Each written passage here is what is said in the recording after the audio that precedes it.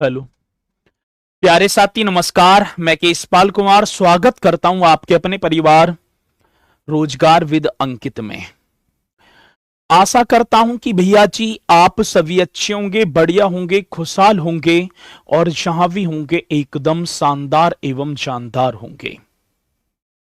प्यारे साथी, शाम के बज चुके हैं 5 और आप सभी को पता है कि 5 बजे एक बहुत ही शानदार एवं जानदार मेरे साथी उत्तर प्रदेश होमगार्ड भर्ती 2025 को मद्देनजर रखते हुए आपका एक रक्षक बैच चला हुआ है और जिसे आप कंटिन्यू सुबह 9 बजे से और शाम 5 बजे तक या 6 बजे तक बात ही करूं, क्योंकि 5 बजे तो कक्षा स्टार्ट होती है, 6 बजे तक चलता है।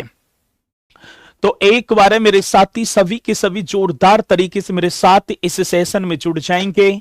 और कल तबीयत खराब होने की वजह से गलाई काम ना कर पाया, तो इसलिए आपकी कक्षा लेने में असमर्थ रहा और उसका जो मैंने आपको अवगत करा दिया था कक्षा में आकर कि ये दिक्कतें है। तो अभिषेक ओझा जी, गुरुजी तबीयत कैसी है? तो मैं अब एकदम अच्छा हूं और उम्मीद है कि आप भी बहुत ही अच्छे होंगे, एकदम शानदार होंगे। डोली रावत जी, तो आज जय हिंद सर जी, नमस्कार। तो मेरे साथी नमस्कार, जय हिंद, राधे श्याम सभी की स्वीकार होगी। और चलते हैं मेरे साथी आज अपने इस प्यारे से टॉपिक की तरफ, और टॉपिक बनेगा आपका उत्तर प्रदेश की शिक्षा एवं संस्कृति। तो पहले मैं आज बात करूंगा उत्तर प्रदेश की शिक्षा के विषय में। संस्कृति अलग टॉपिक होगा, लेकिन उन्होंने दोनों में इंक्लूड कर दिया, दोनों को एक साथ। तो मैं आज जो पढ़ाऊंगा, आज मतलब कि जो भी कक्षा होंगी एजुकेशन से संबंधित तो होंगी। और मेरे साथी होमगार्ड का एग्जाम तो पहले हुआ ना प्रीवियस ईयर, जिसे मैं आपको बताऊं, लेकिन भैया जी अभी यूपी पुलिस का जो एग्जाम हुआ था उसमें यहीं से शिक्षा से क्वेश्चन आया था कि अलीगढ़ मुस्लिम विश्वविद्यालय को केंद्रीय विश्वविद्यालय का दर्जा कब बनारस हिंदू विश्वविद्यालय से भी, तो यहां से क्वेश्चन निश्चित तौर पर बनते हैं। तो इसलिए आप जो है बड़े बेहतरीन तरीके से करते चलेंगे और आगाज कर देंगे भैया जी अपनी इस कक्षा का एकदम शानदार तरीके से। तो कमेंट्स पर कम फोकस करेंगे क्योंकि मैं आपकी कमेंट्स ना देख पाऊंगा, और बाकी आप सबसे ज्यादा जो मेरे मुख से निकले हुए शब्द और जो मैं लिखता चलूं उन पर फोकस करेंगे। यदि 1 घंटा मेरे साथी आपने अपना मूल्यवान दिया है, तो जैसे ही कक्षा समाप्त हो आपके मन में एक आशा सी जागृत होनी चाहिए कि हाँ मैंने 1 घंटा में कुछ ना कुछ तो सीखा है। तो पूरी जी जान लगा देंगे और चलते हैं मेरे साथी अपने इस जो है आज आपको हेडिंग डाल देना है उत्तर प्रदेश शिक्षा।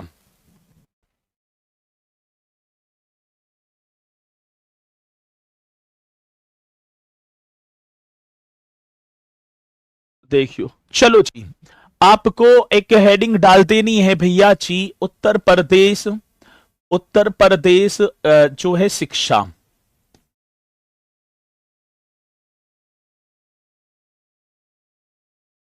शिक्षा, ठीक है जी।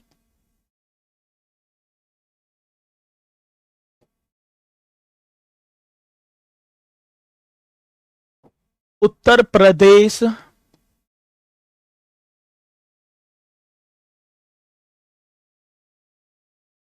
उत्तर प्रदेश एजुकेशन। चलो, अब इस टॉपिक को हम करेंगे बहुत ही बेहतरीन तरीके से। आज देखो, शिक्षा की यदि बात की जाए तो शिक्षा के बिना तो असंभव सा ही है। और शिक्षा किसी क्षेत्र अथवा समाज में मानव विकास के लिए, देखो यदि हम देखें किसी क्षेत्र अथवा समाज में, आज आप भी समाज में रह रहे हैं, तो किसी क्षेत्र अथवा समाज में शिक्षा और स्वास्थ्य ये मानव जीवन के 2 पहलू हैं। और बाबा साहेब डॉक्टर भीमराव अंबेडकर जी ने भी कहा कि शिक्षा वो शेरनी का दूध है, इसे जो पिएगा वो ही धाड़ेगा। यदि आप आज कक्षा को करेंगे, ग्रहण करेंगे, आप हेडिंग डालती चलना, मैं साइड को हो जाया करूंगा। और साथ ही शिक्षा किसी भी क्षेत्र, समाज अथवा राज्य की रीढ़ होती है। आज यदि मैं शिक्षा की बात करूं तो शिक्षा किसी भी समाज हो, कोई क्षेत्र हो या राज्य, राज्य की मतलब कि रीढ़, जैसे हमारे शरीर में रीढ़ की हड्डी होती है ना, ऐसी मेरे साथी शिक्षा होती है। और मैं बात करूं, आज शिक्षा पर राष्ट्र का भविष्य भी टिका हुआ है। शिक्षा पर ही तो राष्ट्र का भविष्य टिका हुआ है सर जी। जितनी बढ़िया एजुकेशन होगी उतनी ही चीजें और डेवलपमेंट की तरफ चलेंगे। और शिक्षा व्यक्ति की सर्वांगीण विकास का प्रमुख साधन है। और शिक्षित व्यक्ति मेरे साथी राष्ट्र की आर्थिक व एक सामाजिक की भी बात करूं, सामाजिक गतिविधियों को मतलब कि भविष्य के लिए गतिविधियां प्रदान करता है। ठीक है, तो यहां से अब चलेंगे अपने, ये तो मैंने शिक्षा के बारे में बताया है। और सर जी एक क्वेश्चन पूछा जाता है कि 2011 की जो सेंसस हुई, सेंसस मींस जनगणना के अनुसार उत्तर प्रदेश की साक्षरता दर कितनी थी। यहीं से हमारी ये कक्षा स्टार्ट होगी। तो मेरे साथी आप बताते चलना, और क्वेश्चन बनेगा तो निश्चित तौर पर बताते बना देना। ठीक है, चलो। वर्ष 2011 की जनगणना के अनुसार, जनगणना मीन्स क्या हो गए साथी, सेंसस, ऐसे कर देंगे। सेंसस के अनुसार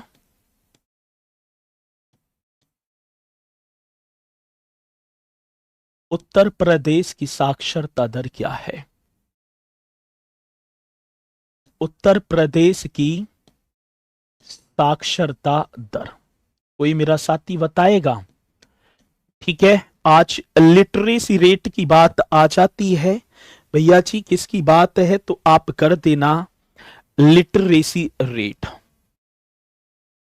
67.7%। आज हमारा उत्तर प्रदेश शिक्षा के डेवलप में अति पिछड़े राज्यों में आता है।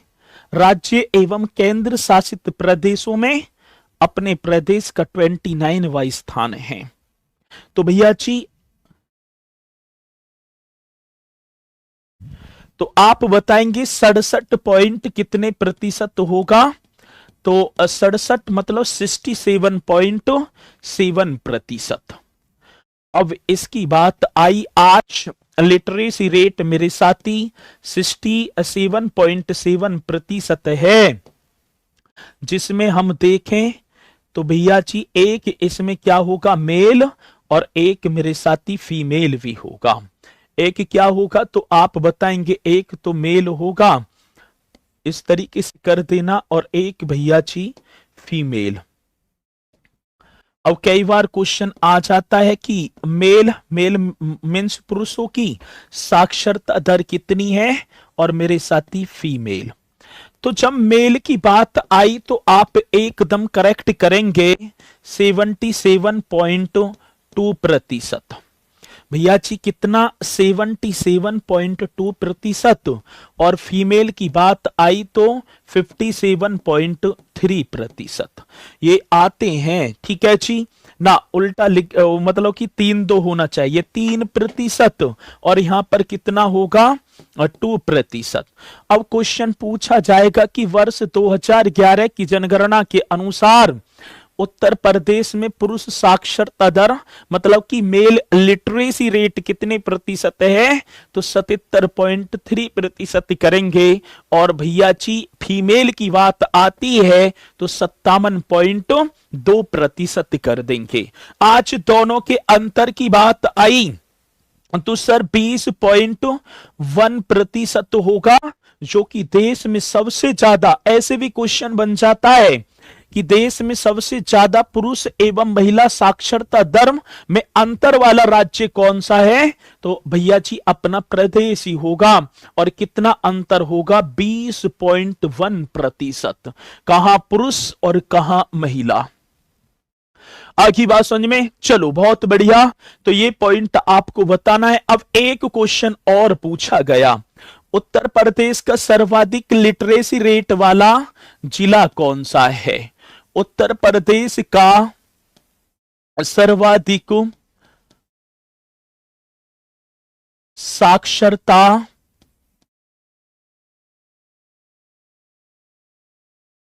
दर वाला जिला मीन्स क्या हो गया? डिस्ट्रिक्ट। कौन पहले बताएगा? जल्दी बताओ भाई। ये तो शायद मैंने आप सभी को बताया भी होगा। तो आप करेंगे सर्ची गौतम बुद्ध नगर। भैया जी कौन सी नगर की बात?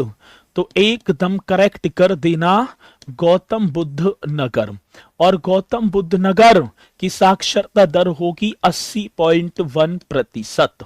ये भी आपको बताना होगा। कितना? 80.1%। भैया जी ये आपका उत्तर प्रदेश का सर्वाधिक लिटरेसी रेट वाला जो डिस्ट्रिक्ट है उसका नाम क्या होगा? तो आप एकदम करेक्ट करेंगे गौतम बुद्ध नगर। अब यहीं में यदि आपसे न्यूनतम की बात कर पाऊंगा तो कोई बताएगा कि न्यूनतम लिटरेसी रेट वाला डिस्ट्रिक्ट कौन सा है? तो आप एकदम राइट कर देना, सिरावस्ती। मेरे भैया जी कौन सा? सिरावस्ती। और सिरावस्ती की 46.7% लिटरेसी रेट होगी। आज यदि सिरावस्ती की बात होगी तो आप बताएंगे सर जी सर मेरा जवाब नहीं दे रहे हैं, ये तो रिकॉर्डेड क्लास है। भैया जी रिकॉर्डेड क्लास नहीं है, मैं लाइव ले रहा हूं। ठीक है, ये रिकॉर्डेड क्लास नहीं है। आगे बात समझ में? कह रहे हैं सर जी 20 पॉइंट नहीं समझ आया। मैंने ये बताया है कि 77.3 कितने हैं? मेल। ये लिटरेसी रेट है। और फीमेल की बात है 57.2। 77.3 और 57.2 का जो अंतर है 20.1 ही तो आएगा। तो अब ऐसे भी क्वेश्चन बन जाता है कि उत्तर प्रदेश में पुरुष एवं महिला साक्षरता दर में कितना अंतर है? तो ये अंतर बताया है मैंने, इन दोनों का अंतर 20.1% है। ये है ना? अब बात होगी। ठीक है, चलो जी। अब दूसरी बात क्या है? यहां तक सही है।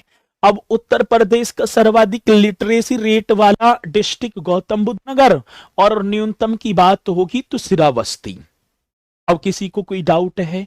जब मैंने भैया जी एक आपकी जब डेमो कक्षा ली थी तो मैंने डेमो कक्षा में आप सभी को बताया था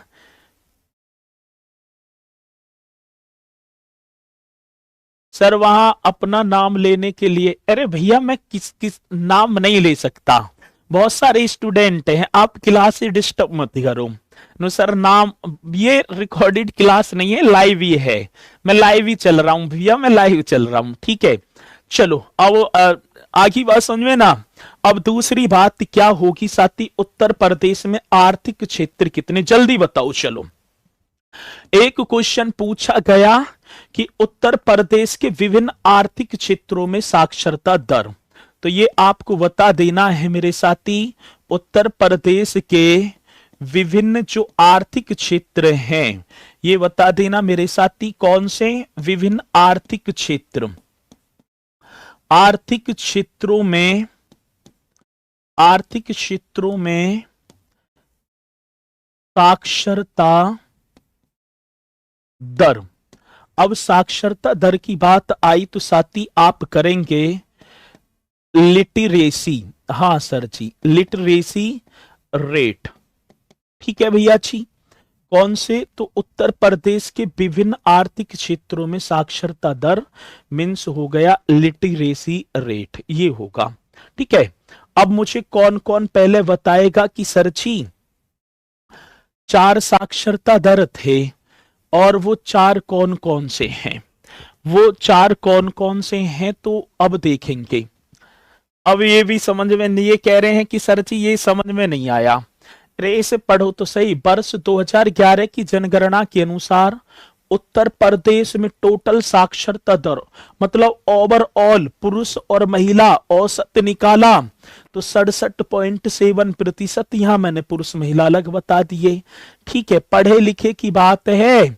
ठीक है, पढ़े लिखे की बात है भैया जी। साक्षरता दर मीन्स हो गए पढ़े लिखे कितने हैं, ये बात है। चलो, अब मैंने 4 ही तो बताए थे उत्तर प्रदेश के आर्थिक क्षेत्र, आपको याद होंगे 4 बताए थे। इस तरीके से बताया था। एक पश्चिमी आर्थिक क्षेत्र, हाँ सर जी, कौन सा? पश्चिमी आर्थिक क्षेत्र बोले तो हम जो है वेस्टर्न इकोनॉमिक जोन, हाँ सर। दूसरा मेरे साथी आप करेंगे ईस्टर्न इकोनॉमिक जोन, ये भी आप कर देना आर्थिक क्षेत्र। इस तरीके से 4 बताए थे मैंने, आप सभी को याद हो तो। एक बताया था केंद्रीय आर्थिक क्षेत्र बोलेंगे तो सेंट्रल सेंट्रल, हाँ जी, इकोनॉमिक जोन। और एक मैंने आप सभी को बताया था सर जी बुंदेलखंड। ठीक है, कौन सा होगा? तो भैया जी बुंदेलखंड आर्थिक जोन, ये करेंगे। अब देखो सर, ये जोन हो गए तो अब यहां पर देखेंगे पश्चिमी आर्थिक क्षेत्र, इसे वेस्टर्न इकोनॉमिक जोन, मतलब कि eastern economic zone, central economic zone और बुंदेलखंड, ये 4 बताए थे मैंने। बताए थे ना, बताए थे। इनमें मैंने डिस्ट्रिक्ट भी बताए थे सर जी। ठीक है, मैंने डिस्ट्रिक्ट भी बताए थे कि पश्चिमी में 30 और पूर्वी में 28, सेंट्रल में 10 और बुंदेलखंड में 7, ये बताए थे। आगे बात समझ में।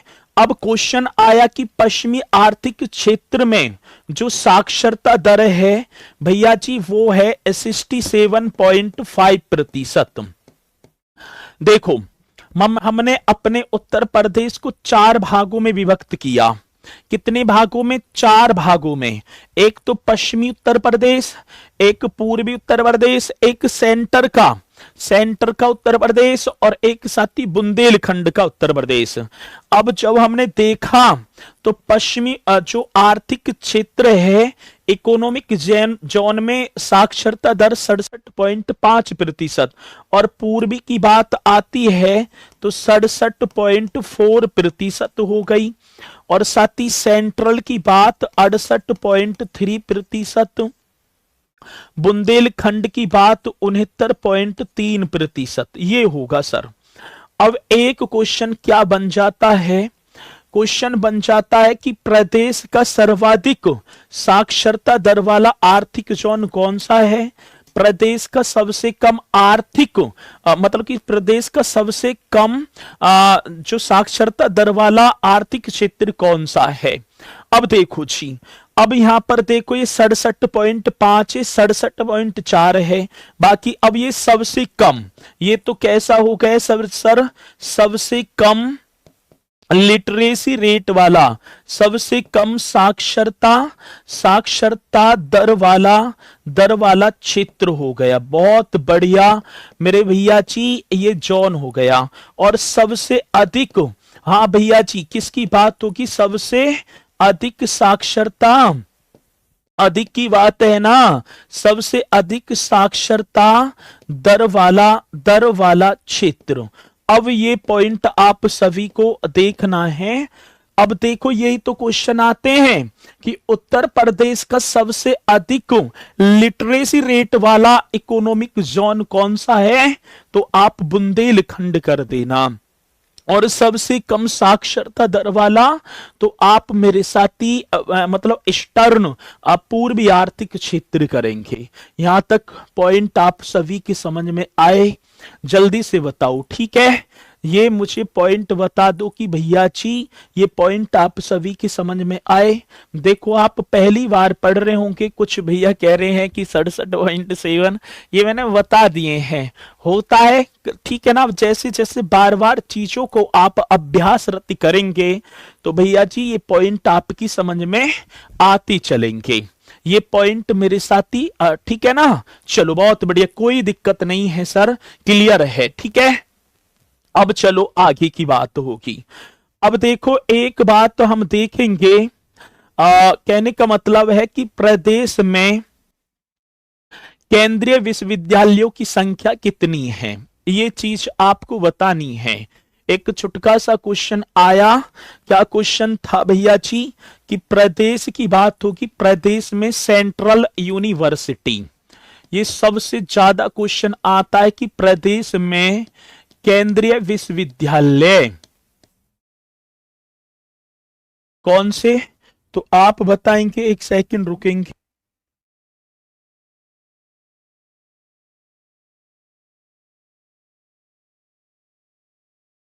तो ये पॉइंट आपके समझ में आया भैया जी। प्रदेश में केंद्रीय विश्वविद्यालय की बात आई तो मेरे साथी विश्वविद्यालय इस तरीके से लिख देना है, विश्वविद्यालय मतलब कि सेंट्रल यूनिवर्सिटी। कोई भी बता दो मुझे, प्रदेश में सेंट्रल यूनिवर्सिटी की संख्या कितनी है, जल्दी बताएंगे, ठीक है ना। जो सेंट्रल की तो बात है, सेंट्रल यूनिवर्सिटी इस तरीके से कर दो आप, तो जल्दी से बता दो कि प्रदेश में सेंट्रल यूनिवर्सिटी कितनी है। तो भैया अब मैं आपकी तरफ देखूं तो यहां पर बता रहे हैं सर जी 5 है क्या, 5, 746 कहां हो जाएंगे, तो यहां पर 6 बताना है। कितनी होगी, तो सर जी एकदम करेक्ट करेंगे 6। ये भी तो क्वेश्चन आता है कि प्रदेश में सेंट्रल यूनिवर्सिटियों की संख्या कितनी है, तो आप 6 बताएंगे। अब सर 6 कौन कौन सी हैं, और फिर उसके बारे में हम एक बार पढ़ेंगे कि इसकी स्टैब्लिशमेंट और भैया जी इसके फाउंडर कौन है, ये सारी चीजें हम पढ़ेंगे। तो 6। अब पहली बात जो पहले करेंगे हम, इलाहाबाद विश्वविद्यालय। भैया जी कौन से विश्वविद्यालय की बात होगी, तो एक सेंट्रल यूनिवर्सिटी का नाम होगा इलाहाबाद विश्वविद्यालय। चलो जी एकदम करेक्ट होगा सर। दूसरी बात क्या होगी भैया जी, बनारस हिंदू विश्वविद्यालय, एक ये होगा बनारस हिंदू विश्वविद्यालय, ठीक है, हिंदू यूनिवर्सिटी, ये भी आप ही को करना होगा, ठीक है जी। तीसरी बात आ जाती है अलीगढ़ मुस्लिम विश्वविद्यालय, कौन सा होगा सर जी, अलीगढ़ मुस्लिम विश्वविद्यालय, इसे भी आप लिख देना। मैं पहले आप सभी को 6 बता रहा हूं कि 6 कौन कौन सी हैं, और फिर उनके बारे में हम डिटेल से पढ़ेंगे भी। चौथी की बात आई सर, ये हो गया। चौथी आप कर देना बाबा साहेब डॉक्टर भीमराव अंबेडकर, बाबा साहेब डॉक्टर भीमराव, ये करेंगे ना, बाबा साहेब डॉक्टर भीमराव अंबेडकर विश्वविद्यालय, इसे भी आप बता देना जल्दी से। चलो जी एकदम करेक्ट हो गया सर जी। एक मेरे भैया जी ये हो गई। एक आप करेंगे पांचवी कर देना, रानी लक्ष्मीबाई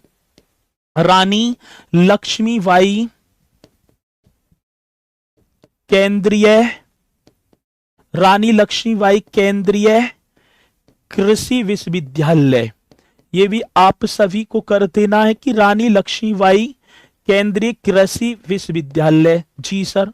और 6वीं करेंगे राजीव गांधी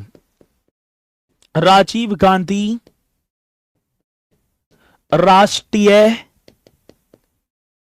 विमानन विश्वविद्यालय। इन 6 को आप नोट कर लो।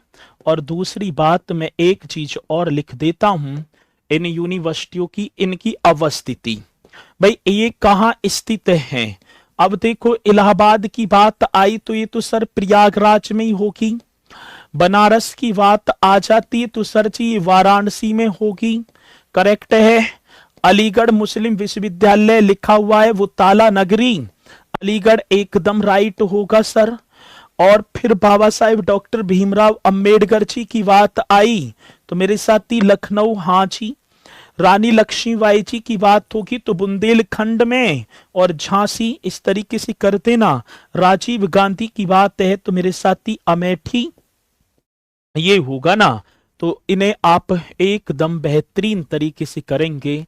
आर्थिक क्या है भैया जी, मतलब कि आर्थिक क्षेत्रों के आधार पर अपने उत्तर प्रदेश को 4 पॉइंटों में विभक्त कर दिया। मतलब कि वहां की जलवायु, वहां के जो संसाधन सुगमता, वहां की खनिज संपन्नता, इन सभी को देखते हुए तो 4 पार्टों में विभक्त किया है। अब ये आपको 6 के 6 यहां पर आप लिख देंगे बढ़िया तरीके से। ठीक है जी, सभी करेंगे ना? हाँ चलो। अरे भैया सुजीत वघेल जी, पक्की रिकॉर्डेड क्लास है, खामू खाम है, आप अपनी कक्षा पर फोकस नहीं कर रहे हैं। लेना एक ना देना दो, नो पक्की रिकॉर्डेड क्लास रहा, आपने कॉपी पेस्ट करते करते और ये सब दबा दिए। भैया जी आप अपने पढ़ाई पर फोकस करो, कोई रिकॉर्डेड क्लास नहीं है, नो पक्की जो है रिकॉर्डेड क्लास है, ये रिकॉर्डेड क्लास है। तो ये अब माफी चाहूंगा एक चीज, ये रायबरेली करना, ये गलती से मुझसे हो गया, रायबरेली। ठीक है चलो जी, अब हम चलते हैं। पहले आपको सभी को दिखाई पड़ रहा होगा, ये एक मानचित्र है। कोई मेरे साथी वाराणसी का रहने वाला होगा तो वो पक्का पूर्णतः है, उन्होंने या तो पढ़े हो इस यूनिवर्सिटी से या उन्होंने पक्की मेरे साथी मतलब पक्कम पक्का ये देखी भी होगी। ठीक है, तो ये आपका होगा साथी। किसकी बात कह रहे हैं, एक सेकंड रुकेंगे।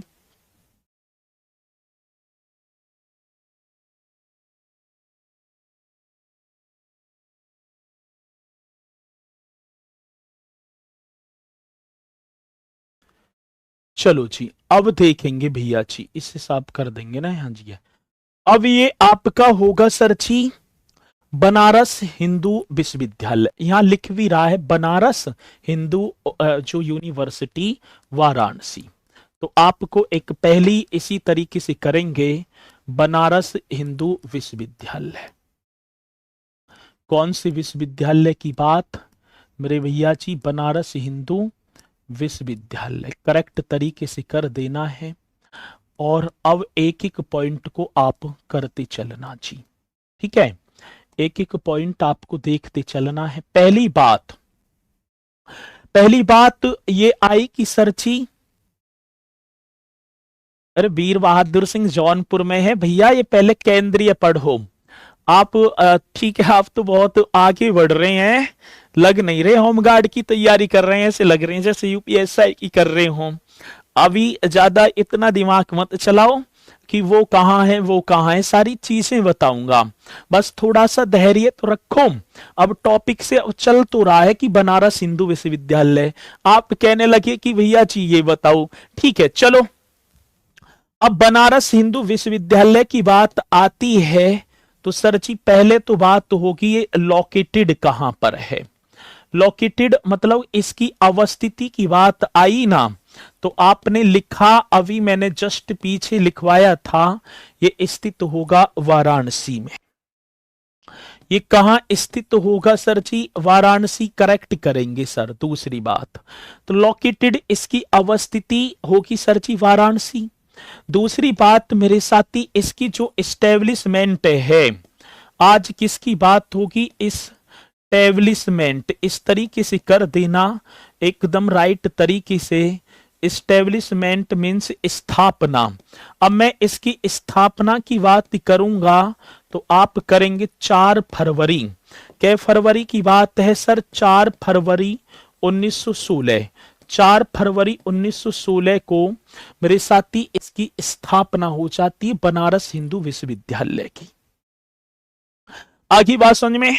अब दूसरी बात, अब इसके फाउंडरों की बात आती है। सर बनारस हिंदू विश्वविद्यालय, इसके मतलब कि संस्थापक। अब संस्थापक शब्द जैसे ही आए तो आप एकदम राइट करेंगे सर जी फाउंडर। बहुत बेहतरीन क्वेश्चन होगा, तो आप फाउंडर लिखेंगे पंडित मदन मोहन मालवीय। कौन होंगे सर जी, पंडित मदन मोहन मालवीय, नाम आपने सुना होगा जी सर, हमने बहुत जिन्हें महामना के नाम से जाना जाता है, पंडित मदन मोहन मालवीय। और साथी एक और इनके सहयोगकर्ता की बात होगी, सहयोगकर्ता तो आप एक बताएंगे एनी बेसेंट।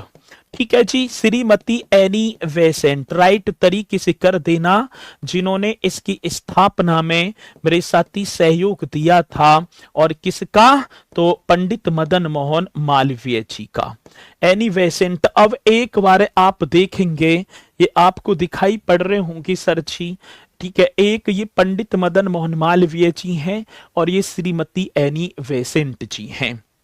तो मैं आप पहचान लेना, यही होंगे पंडित मदन मोहन मालवीय, मदन मोहन मालवीय जी। आगे बात समझ में सभी के। और सर जी एक नाम और होगा, श्रीमती एनी वेसेंट जी। भैया जी कौन सी? Shrimati any Besant. बहुत बेहतरीन क्वेश्चन है और इसी तरीके से पूछा भी जाता है। अब इन दोनों ने मतलब कि सबसे ज्यादा तो मतलब कि इसकी स्थापना में पंडित मदन मोहन मालवीय तो मुख्य व्यक्ति है ही, लेकिन सहयोगकर्ता की जो भूमिका अदा की है वो श्रीमती एनी वेसेंट जी ने की है। और ये जो विश्वविद्यालय जो था ना, इसके जो मूल में एनी वेसेंट द्वारा संचालित तो अब जो स्थापित और संचालित सेंट्रल हिंदू कॉलेज की प्रमुख भूमिका रही थी। अब मैं बात करूं साथी, ये जो विश्वविद्यालय है, विश्वविद्यालय के मूल में, ठीक है, ये पॉइंट आपको लिख देना है। जो ये यूनिवर्सिटी है, विश्वविद्यालय के मूल में एनी वेसेंट द्वारा स्थापित एवं संचालित, मतलब किसके द्वारा? एनी वेसेंट जी के द्वारा। तो विश्वविद्यालय के मूल में एनी वेसेंट द्वारा स्थापित और संचालित सेंट्रल हिंदू कॉलेज की, कौन सी कॉलेज की बात होगी मेरे साथी? सेंट्रल हिंदू कॉलेज की प्रमुख भूमिका थी। भैया जी कौन सी भूमिका? प्रमुख भूमिका थी। ये क्वेश्चन होगा जी, जो कि आप सभी को कर देना है, ठीक है। और ये क्वेश्चन जन कितनी बार, यदि मैं प्रीवियस एग्जाम को देखूं, मतलब यूपी पुलिस या मतलब कि यूपीएसआई के, उनमें तो जन कितनी बार क्वेश्चन आया कि बनारस हिंदू विश्वविद्यालय के संस्थापक कौन हैं, बनारस हिंदू विश्वविद्यालय की स्थापना कब हुई, बनारस हिंदू विश्वविद्यालय के मूल में, ठीक है, एनी वेसेंट द्वारा संचालित किस जो कॉलेज की महत्वपूर्ण भूमिका रही है, तो सेंट्रल हिंदू कॉलेज की। तो इस तरीके का क्वेश्चन मेरे साथी पूछा जाता है। आज ये विश्वविद्यालय पूरा आपको दिखाई पड़ रहा है और साथी इस विश्वविद्यालय में 75 छात्रावास हैं। कितने छात्रावासों की बात की जाए तो हॉस्टल, और ये 75 छात्रावासों के साथ एशिया का सबसे बड़ा आवासीय विश्वविद्यालय भी बनेगा। तो ये भी एकदम करेक्ट कर देना जी। कांस्टेबल की तैयारी हो जाएगी? बिल्कुल हो जाएगी। तो सर ये तो आपके जो हैं कौन होंगे? तो भैया जी संस्थापक होंगे। और एक क्वेश्चन आया 75 छात्रावासों के साथ एशिया का सबसे बड़ा आवासीय विश्वविद्यालय है। ये पॉइंट भी आप सभी को लिख देना है, ठीक है ना। 75 छात्रावास, छात्रावास का मतलब समझ के जी? हम नहीं समझे सर जी, इसे बोलेंगे हॉस्टल। इसे क्या बोलेंगे? हॉस्टल। के साथ एशिया का सबसे बड़ा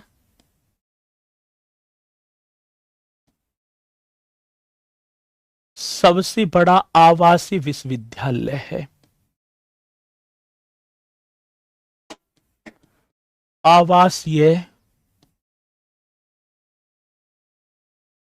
विश्वविद्यालय मतलब कि यूनिवर्सिटी है, विश्वविद्यालय है, ये कर देना है जी।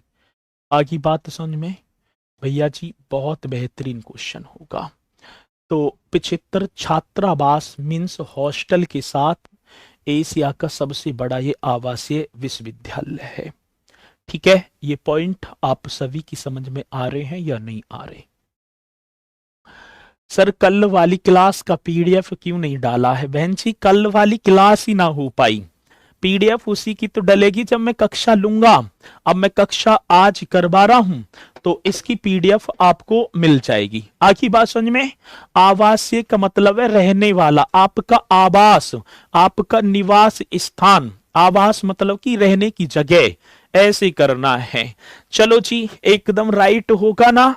और साथ ही एक क्वेश्चन और, इस विश्वविद्यालय का औपचारिक उद्घाटन, ये पॉइंट भी आप सभी को कर देना है।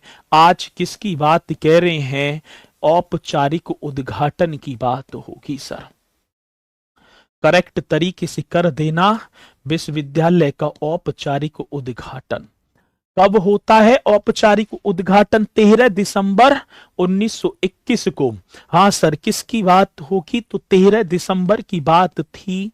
13 दिसंबर 1921 को प्रिंस ऑफ वेल्स के द्वारा, प्रिंस ऑफ वेल्स द्वारा ये होगा, प्रिंस ऑफ वेल्स द्वारा इसका औपचारिक उद्घाटन हो गया सर जी। और एक और बात, साथ ही विश्वविद्यालय इस यूनिवर्सिटी का शिलान्यास, ये सबसे ज्यादा बार क्वेश्चन पूछे जाते हैं। आज विश्वविद्यालय के शिलान्यास की बात होगी तो ये भी आपको बताना होगा, ये शिलान्यास किसने किया था।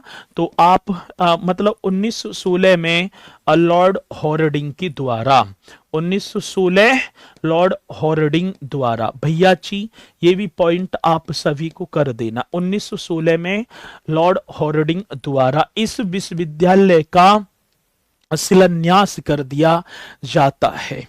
1916 ईस्वी की बात है। मुख्य अतिथि भी थे ये लॉर्ड हॉर्डिंग, और गांधी जी भी आए थे।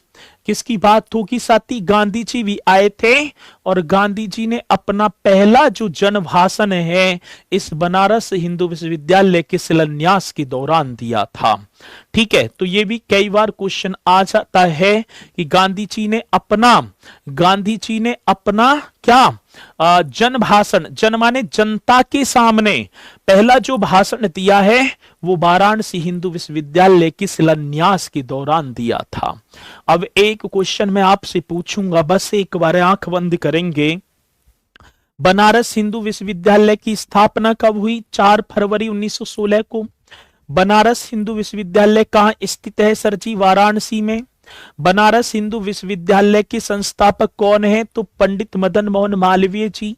बनारस हिंदू विश्वविद्यालय में मतलब कि इनका सहयोगकर्ता श्रीमती एनी बेसेंट, और मुख्य भूमिका किस कॉलेज की ली रही है? तो एनी बेसेंट जी के द्वारा स्थापित और संचालित सेंट्रल हिंदू कॉलेज की। ठीक है, 75 छात्रावासों के साथ ये एशिया का सबसे बड़ा आवासीय विश्वविद्यालय होगा।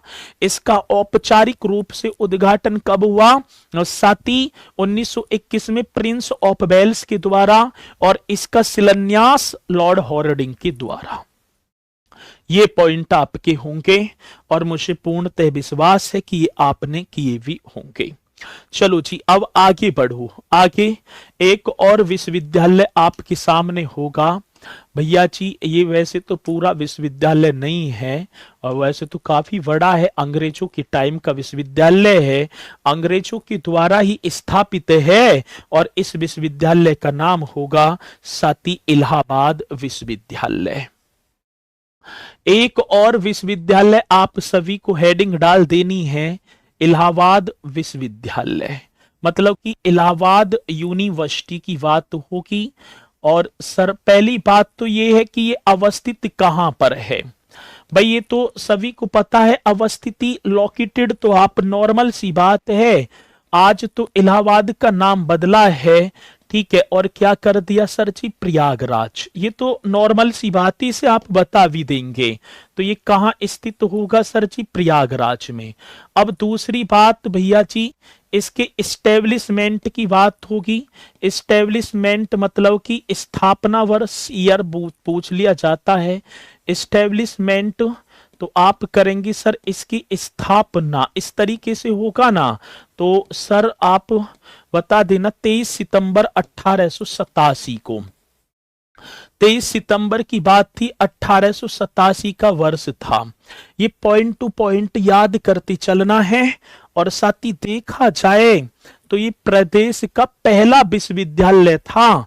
केंद्रीय तो बाद में होगा, केंद्रीय विश्वविद्यालय का तो इसे भैया जी 2005 में दर्जा दिया जाएगा। लेकिन मैं बात करूं, ये देश का चौथा व प्रदेश का पहला विश्वविद्यालय है। ये पॉइंट तो आप सभी को करना होगा जी। क्या लिखना है? ये इलाहाबाद विश्वविद्यालय की बात होगी तो देश का चौथा, क्योंकि इससे पहले 3 विश्वविद्यालय बन चुके हैं। देश का चौथा व प्रदेश मतलब उत्तर प्रदेश, उत्तर प्रदेश का पहला विश्वविद्यालय होगा सर जी। कौन सा होगा पहला? ये विश्वविद्यालय करेक्ट तरीके से कर देना, जो कि मेरे साथी पूछा जाता है। आगे बात समझ में एकदम राइट करेंगे, ठीक है ना। पहला विश्वविद्यालय इस तरीके से करेंगे सर जी। देश का चौथा व प्रदेश का पहला विश्वविद्यालय है। और एक और बात, ये जो है ना, ये ऑक्सफोर्ड जो यूनिवर्सिटी है ब्रिटेन लंदन में, उसी की तर्ज पर बनाया गया है। तो मेरे साथी इसे, इसका अदर नेम, इसे पूर्व का ऑक्सफोर्ड कहा जाता है। जन कितनी बार क्वेश्चन आया कि पूर्व का ऑक्सफोर्ड किस विश्वविद्यालय को कहा जाता है, तो इसके अदर नेम की बात है भैया जी। आज कौन सा नेम होगा? Other name. Other name means अन्य नाम, और अन्य नाम आप करेंगे सर जी, अन्य नाम, हाँ जी, इसे पूर्व का ऑक्सफोर्ड कहा जाता है। बहुत बार क्वेश्चन आया ये। अभी यूपीएसआई में यूपी पुलिस में आया था कि पूर्व का ऑक्सफोर्ड किस विश्वविद्यालय को कहा जाता है? मेरे साथी इलाहाबाद विश्वविद्यालय को। तो पूर्व का ऑक्सफोर्ड किसे कहा जाता है साथी? ये कहा जाता है इलाहाबाद यूनिवर्सिटी को। यहां तक आज सर जी। और उस समय मैं देखूं तो भैया जी अवध के एक लेफ्टिनेंट गवर्नर थे। अवध बोला जाए तो लखनऊ का क्षेत्राधिकार जो था उसे कभी अवध के नाम से जाना जाता था। तो सर विलियम म्योर अवध के एक लेफ्टिनेंट गवर्नर थे, और जिनका नाम था सर जी सर विलियम म्योर की देखरेख में स्थापित किया जाता है। तो ये बहुत इंपॉर्टेंट क्वेश्चन होगा, तो आप लिखते चलना सर जी। ये यूनिवर्सिटी जो होगी, ठीक है ना, तो आप करेंगे अवध के लेफ्टिनेंट गवर्नर, अवध के, हाँ सर, कौन से गवर्नर की बात होगी? तो मेरे साथी लेफ्टिनेंट गवर्नर। बहुत बेहतरीन क्वेश्चन है।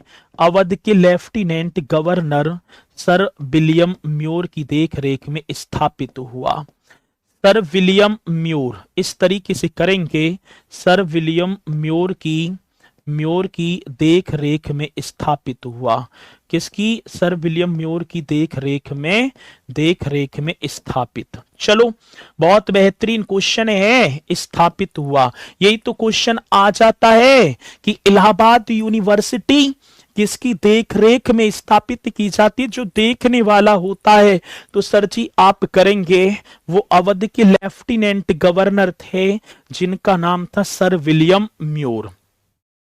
अब ये जो विश्वविद्यालय है, इस विश्वविद्यालय भवन का डिजाइन जो बनाया था, इस भवन का डिजाइन कौन पहले बताएगा?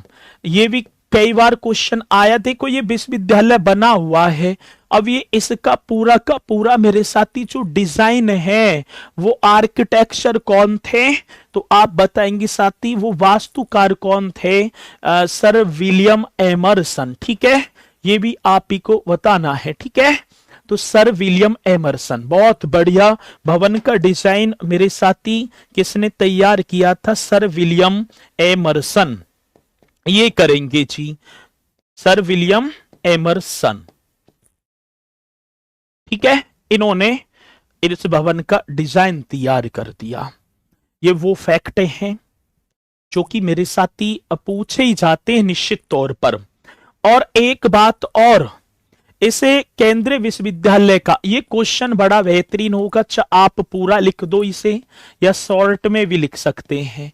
इलाहाबाद विश्वविद्यालय को ये क्वेश्चन आया है भैया जी। इलाहाबाद विश्वविद्यालय को, कौन सी विद्यालय की बात है? इलाहाबाद विश्वविद्यालय को सेंट्रल यूनिवर्सिटी का दर्जा, केंद्रीय विश्वविद्यालय का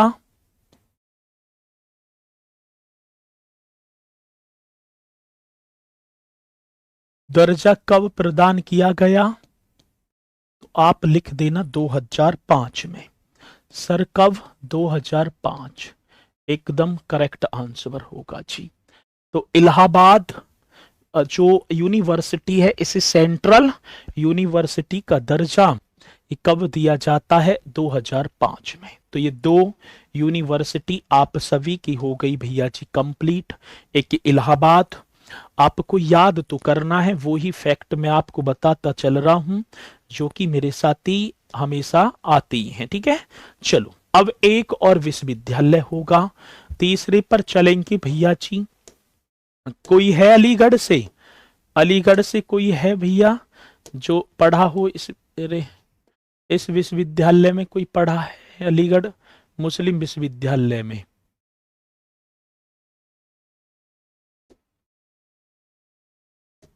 चलो जी, अब तीसरे यूनिवर्सिटी हो गया अलीगढ़ मुस्लिम विश्वविद्यालय। अलीगढ़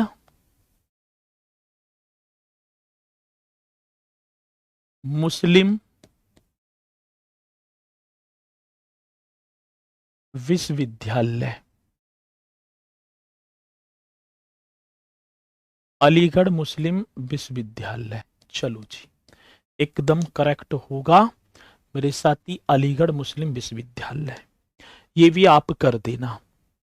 अलीगढ़ मुस्लिम विश्वविद्यालय की बात होगी तो सर जी ये आप एक हेडिंग डाल देना। ये आपको मानचित्र मतलब कि इमेज ही है अलीगढ़ मुस्लिम विश्वविद्यालय की। ठीक है, हरी जो है मोहन सिंह जी, एक बार राम राम तो ले लो, ले ली। ठीक है, चलो जी, अब देखो ये लोकेटेड कहाँ है? तो पहले ही अलीगढ़ शब्द लगा हुआ है, तो आप लोकेटेड कर देना सर अलीगढ़ में। ये कहां स्थित होगा? तो सर ये अलीगढ़ में ही स्थित होगा, ये विश्वविद्यालय अलीगढ़ में, लोकेटेड अलीगढ़ में ही होगा। अब देखो इसकी स्थापना, आज इस्टेब्लिशमेंट की बात आई ना, यदि देखा जाए भैया जी ये इस्टेब्लिशमेंट मतलब कि स्थापना ये आप करेंगे। अब इसकी स्थापना कब हुई? कोई बताएगा मुझे? कोई भी बता दो इसकी स्थापना कब होती है? तो भैया जी इसकी स्थापना हुई थी 1875 ईस्वी में। 1875 ईस्वी में सर सैयद अहमद खान ने मोमडन एंग्लो ओरिएंटल कॉलेज के रूप में इसकी स्थापना कर दी। तो ये आपको कर देना है भैया जी। स्थापना 1875 ईस्वी की बात होगी, पहले आप समझेंगे। 1875 ईस्वी में एक सर सैयद अहमद खां थे। कौन सी सर जी? सर सैयद अहमद खां। सर सैयद अहमद खां नाम सुना है आपने? अभी दिखाऊंगा भी उन्हें। 1875 में सर सैयद अहमद खां द्वारा मोमडन एंग्लो खां द्वारा सरची, कौन से होंगे? मोहम्मडन ऐसे लिखा होगा, एंग्लो मोहम्मडन एंग्लो ओरिएंटल। हाँ सर जी, किसकी बात कह रहे हैं? ओरिएंटल कॉलेज, ओरिएंटल कॉलेज के रूप में इसकी स्थापना की थी, कॉलेज के रूप में। चलो पहले तो आपको ये समझना है, ये भैया जी ये होंगे आपके, एक सेकंड, ठीक है, इन्हें एक तरफ को करो और यहां आ जाओ। ये है सर सैयद अहमद खां जी। ये कौन होंगी भैया? ये होंगे सर सैयद अहमद खां। सर सैयद अहमद खां ये होंगे सर, सर सैयद अहमद खां। ठीक है, अब दूसरी बात क्या है, स्थापना तो हुई इस्टेब्लिशमेंट, लेकिन सेंट्रल यूनिवर्सिटी का दर्जा कब मिला? हाँ, एक धैर्य तो पकड़ो, सेंट्रल यूनिवर्सिटी मेरे साथी विश्वविद्यालय का दर्जा। ठीक है ना, सेंट्रल मतलब केंद्रीय, यही तो क्वेश्चन होगा, केंद्रीय विश्वविद्यालय का दर्जा। बहुत बेहतरीन क्वेश्चन होगा। सेंट्रल यूनिवर्सिटी का जो दर्जा है वो मिल जाता है मेरे साथी 1920 में। कब? 1920 ये होगा। तो अलीगढ़ मुस्लिम विश्वविद्यालय लोकेटेड अलीगढ़ में, इस्टेब्लिशमेंट 1875 में, पहले कॉलेज था लेकिन इसे सेंट्रल यूनिवर्सिटी कब बना दिया? 1920 में ये है। और 1921 में आया था अधिनियम, अलीगढ़ मुस्लिम विश्वविद्यालय अधिनियम 1921 के द्वारा। चलो जी, बहुत बढ़िया। तो ठीक है, राधे राधे, जय भीम। ठीक है, जय भीम आपकी स्वीकार है।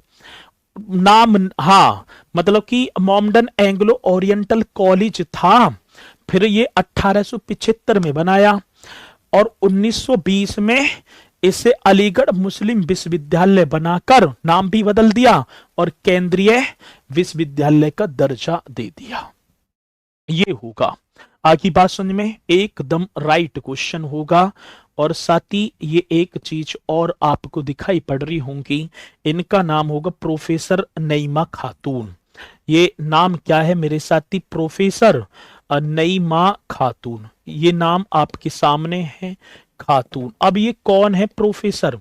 तो विश्वविद्यालय की पहली महिला वाइस चांसलर, विश्वविद्यालय की पहली महिला वाइस चांसलर अभी बनी है ये, वाइस चांसलर। इस तरीके मतलब कि चांसलर बोले तो कुलपति। हाँ सर जी, कौन सी होंगी? विश्वविद्यालय की पहली महिला वाइस चांसलर, ये प्रोफेसर नईमा खातून है।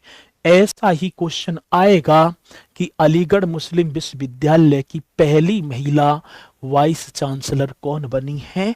सती नईमा खातून। बोले तो चांसलर, एकदम राइट क्वेश्चन होगा जो कि आप करेंगे भी। और पहली महिला चांसलर, ये तो वाइस चांसलर हैं, और ये भी करते ना मेरे साथी, पहली महिला, देखो वो वाइस है, ये चांसलर लिख रहा हूं मैं खाली, पहली महिला मेरे साथी चांसलर। जल्दी बता दो।